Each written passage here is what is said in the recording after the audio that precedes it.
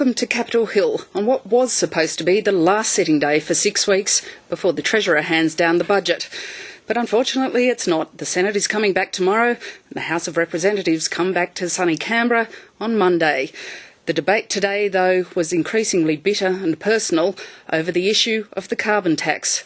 To discuss the day's events and what may lie ahead, I've been joined by the Victorian Liberal MP Tony Smith and Victorian Labor MP Richard Marles. Welcome to Capitol Hill. Thanks for having us, Lyndall. Richard Marles, today in the Parliament, Tony Abbott called Julia Gillard delusional. Julia Gillard called Tony Abbott a hollow man. And at one stage they were both standing up at the dispatch boxes almost in a face-off.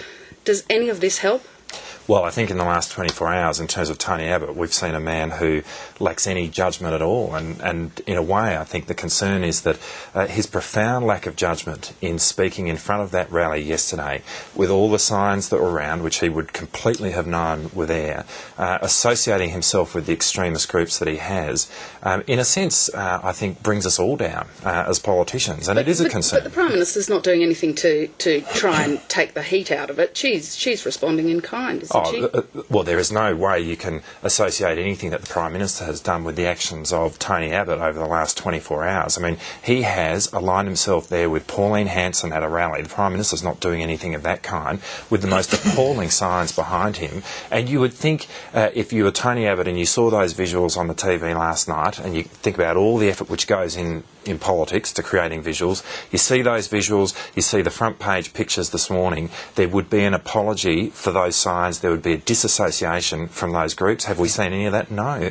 And it demonstrates a lack of judgment. The man's not fit to be the Prime Minister, but in a way, the conduct that he's engaged in, as I say, I think brings us all down as politicians, and that is a concern. Tony Smith, while Tony Abbott didn't organise the demonstrations or write the signs, it wasn't a Liberal Party affair. Yeah, Richard doesn't seem to appreciate that. But he did agree to go on stage, and he would have known, walking up on the stage, that those signs were there, wouldn't he? Look, I mean, if you listen to Richard, who's obviously speaking from the Labor caucus notes, you'd think Tony Abbott painted the signs. I mean, thousands of people came to Canberra to protest against Richard's carbon tax. And he can't be held responsible for the actions of every person, and he can't be held responsible for every offensive sign. Now, some of the signs were offensive. It's been acknowledged. Some of the behaviour was over the top. But Richard, I think, would have you believe that every single person attending the rally was an extremist.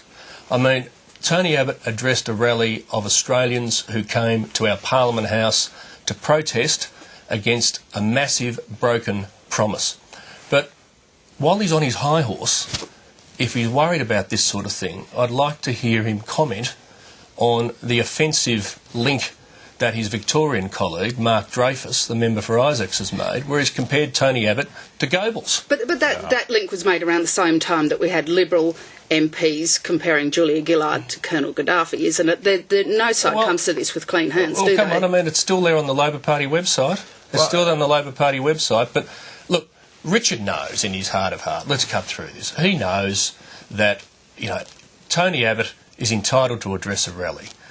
He would have you believe that he knew about all of the signs, he helped paint them, he helped organise them. This is rubbish. The Australian public know it's rubbish. And what the Australian public are increasingly seeing from Julia Gillard is her latching on, and we've seen the same thing with Richard now, latching on to any reason to not talk about why they broke their promise and to defy logic. Now, it was robust today, I concede that, but we had question after question where the Prime Minister was asked about facts and quotes from business leaders that she simply refused to answer. Now, the more they go on about this, the more they confirm in the minds of the public that what they don't want to talk about is why 6 days and a day before the election they promised one thing and now they're doing another. Can I say those issues have been addressed, and if you want to address them again today, we can. But the issue really here is Tony Abbott's judgment, and the suggestion that a modern political leader wouldn't have advances, staff who go out and check the situation that he's about to walk into, taking extreme care about the visual that's created. I mean, that's the way politics works nowadays, and that No, he didn't paint the signs. Well, was he aware of them? Of course he was aware of them. Look, I mean, you could see it on the TV. He would have known exactly... Well, you could see it on the TV before he went and addressed it. Richard, and he would have known exactly the visual that was created. And the fact that he's refused to apologise for it today can only lead us to the conclusion that he's happy with that visual. Richard, I mean, this is news. I mean, as I said, look, he can't be held responsible. No member of the Australian public would accept your argument. Tony Abbott himself has said today some of the signs were over the top and offensive. I happily say some of the signs were offensive. I don't condone them one bit. But there were thousands of people there. And I think you are intimating that every single person there was an extremist. But let's take another tack, Richard. I mean, you're talking about your experience. You've had a lot of experience, particularly before you entered this place, organising demonstrations. Now, are you telling Lyndall Curtis and the ABC audience, leave me alone, you're telling Lyndall Curtis and the ABC audience that before every ACTU rally, and you would have organised a lot of them, you'd concede that, it's a badge of honour for you, that you went down there and as soon as you saw one offensive sign, it's all over. The rally's off.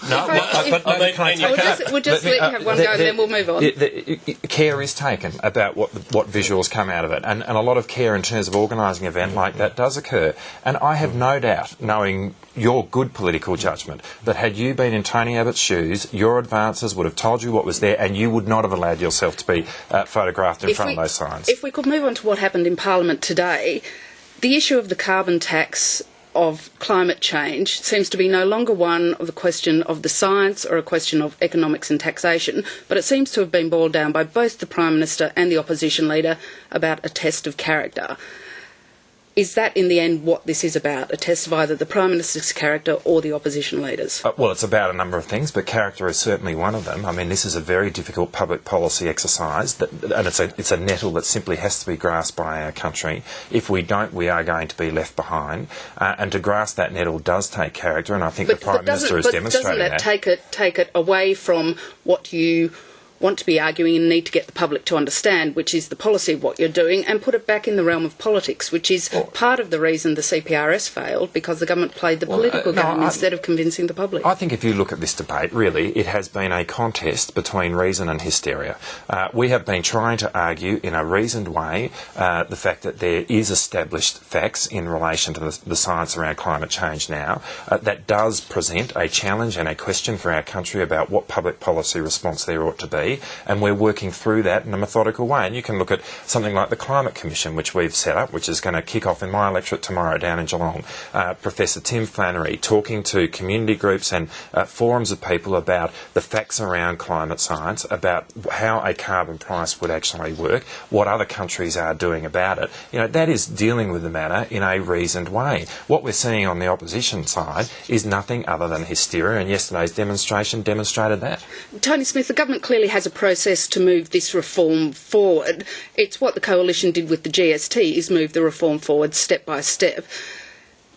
The coalition now is committing itself to block this change. Have you hopped into a car with only one speed? That there is nowhere else to take your argument? Well, look, there's a couple of points here. I mean, Richard's, talking about the new age of reason, and we heard this first time in question time. I mean, the argument about climate change, there's no argument from our side. We've got a direct action policy, and what's more, we put it to the electorate before the last election. We said, here's what we won't do, and here's what we will do. And at the last election, Labor said, we won't have a carbon tax. They went out of their way to say they would not have a carbon tax. Richard got re-elected, pledging to those very people he's going to see tomorrow that he would not have a carbon tax, and in fact he would have a citizens' assembly. Julia Gillard pledged it 6 days before and 1 day before the election. And now the argument is about the tax, not climate change, and it's about mandate. Now, you mentioned the goods and services tax. One critical difference. This was announced before the election. It was announced a long way before the election, and the Australian public had the right to voice their view at the ballot box. Now, this is an important point. We lost a lot of seats in that GST election in 1998. John Howard sought the permission of the Australian people to introduce what we saw as an important reform. Now, what Richard's trying to do is, after the election, knowing they could not have been re-elected, promising what they are now trying to do, is to just say, look, none of that can be spoken about anymore because we've developed a new age of reason. Now, look, if you were serious, you'd run to the next election and you'd test it. If you've changed your mind, as John Howard changed his mind after he said never ever on the GST, he went back and sought the permission of the Australian. We've stood for an emissions trading scheme from 2007. There can be no question about the extent to which we put political capital. Kevin agrees with this. We have been standing for an emissions trading scheme. We're putting in place an emissions trading scheme. I don't think there's any doubt that the Australian people have about our position on this issue. If I could go to an issue on which both sides of politics appear to have agreed today, that's on the question of the reform of politicians' pay. There's been quite an extensive report out recommending an extensive shake-up of the system. Richard Marles, is it a good idea to change the system and make it more transparent? Well, it's obviously a good idea to make it more transparent. I think that the key thing that's come out of today, and it really is a historic reform, is to make sure that politicians' pay are not set by politicians. They're set by the Remuneration Tribunal, but importantly, in a non-disallowable way, so that they set what politicians pay are. It's independently done, and it's done in a non-disallowable way, and I think that's a big step forward. Tony Smith, is it a good idea to have politicians' hands off this issue, and does it help politicians in that you no longer have responsibility for it? Oh, no, I agree with everything Richard said. I mean, the Remuneration Tribunal are going to have sole responsibility for this. It is not a good system when politicians are involved in paying themselves. The other point Richard didn't mention is I think it applies to senior public servants as well, and that's the way it should be. And I think we both admit that over many years, a long time since we were elected, the system's become pretty complex, and so the Rem Tribunal, as they call it, should set the pay, and it should set those standards and really make the call on this. And does it help, going back to your electorates as you will, talking to voters over the next 6 weeks, do you think it's the sort of thing that will help the image of politicians? I think it does. I mean, I think people don't... It sits uncomfortably with people, as I think it does with both Tony and I, the idea that politicians might be in a situation where they set their own pay. So there's no doubt that people want to see politicians and their pay disconnected, if you like, being set at arm's length, but really making sure that there can be no mixing between the two. I think it does increase the confidence that the public has in who we are and what we do.